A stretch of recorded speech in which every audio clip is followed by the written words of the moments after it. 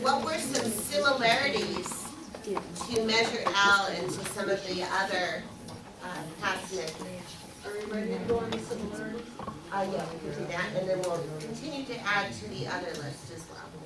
Yes. After the meeting, there was an article in the Press Enterprise, and then at the end of the article, there was a summary of what at least the reporter heard. Would it be of any value? It's very quick to read from that summary. Sure. You Yeah. should, because that's very good. Okay.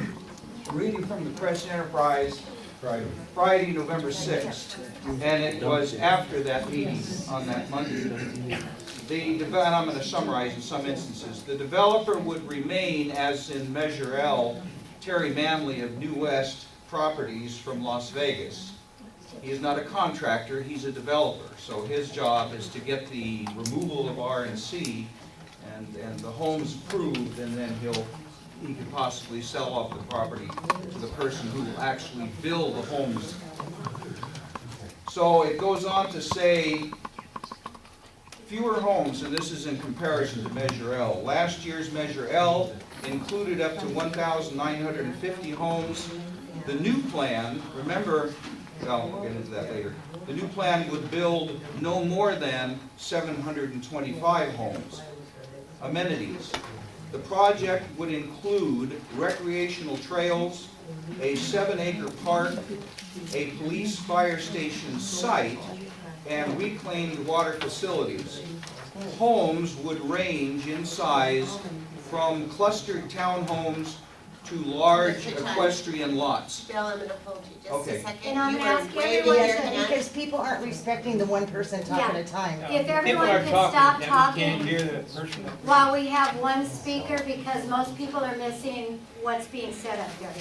And once again, I'm simply reading from a summary from the article in November 6th in the Press Enterprise. It summarized at least what that reporter heard, so it'll take a lot of the time that we're using now. Once again, that statement, homes would range in size from clustered townhomes, clustered, to large equestrian lots. And once again, the number in Measure L was up to 1,950. The new plan would build no more than 725. To go on, a proposed measure would go to the city in a month for procedural approval. Supporters then would need signatures from 15% of city voters to get the measure on the November 2016 ballot. So that goes to what was saying there was nothing yet written down, and the city council hasn't taken any answer. The city council doesn't, at this point, do anything to decide yes or no on the project. They simply certify it so that the developer and his people can go out, gather the signatures. If they gather enough signatures, that is 15% of the voters in the city of Riverside, then the measure is put on the November 2016 ballot. Under R&C, nothing can be done without a vote of the people. And finally, there's a place to call if there for email comments or that sort of stuff. It gave the Manly's River Valley Riverside gmail.com email address. So that's what the developer, or what the reporter heard as far as what went on that night. Okay, we have this to post up here. Temporarily, yeah. We'll give it But back you want to it back at the end of the meeting, right? Yes. Okay. It's also online.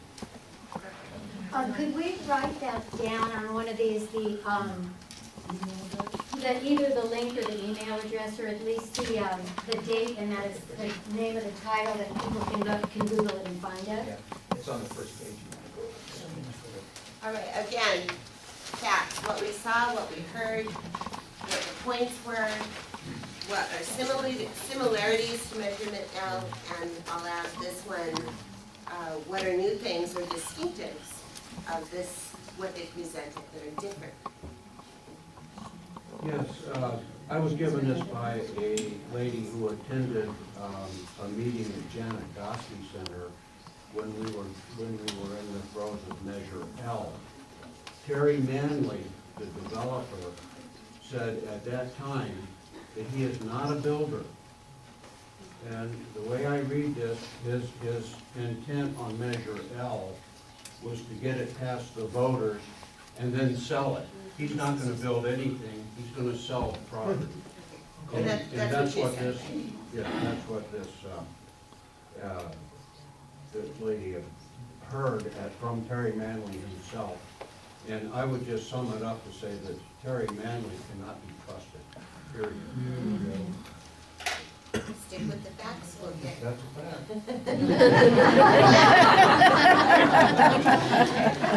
We'll go right into. I was told, because of the slogan of Measure L, Save the Hills, that the people that signed the petition to put it on the ballot were paid.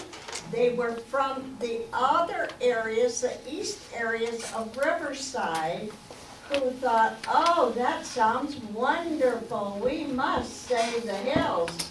Sign your name. That's what I heard. Signature gathering. Signature gatherers, is this verified? Is this verified or? I heard somebody in front of Walmart doing that last year. Same developer, so these are some similarities, right? What are some similarities, what are some distinctives? Say that again, please. What are similarities to Measure L? Measure L, what are some distinctives that make this different? The similarities are the same developer. The similarities are that the number of homes that the developer is asking for is more than allowed under RNC. And one of the differences is that at least it's not 1,950, but it's still 725. What was the similarity there, so we could write that? The similarity is the developer, and that the number of homes is more than allowed under RNC. Right, thank you. And the distinctives,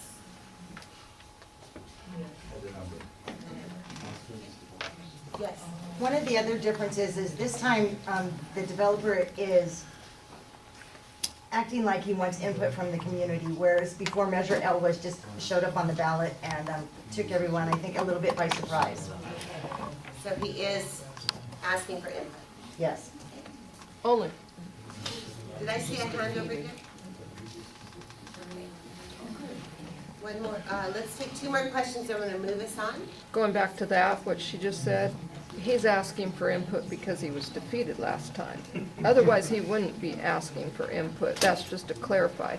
And what I would challenge everybody here in this area is to Google him and read about him in Las Vegas and see what he's done in Las Vegas. You'd be very shocked.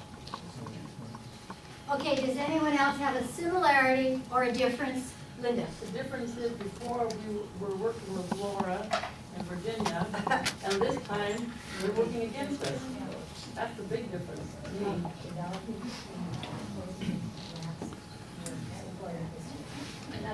All right, one more over here. Terry Manley did put out there that he wanted to have the community influx for Measure L, which is why he showed up at the Janet Goski Center, and somewhere else he showed up last year. Whereas this year, he didn't even show up, correct, on the 4th?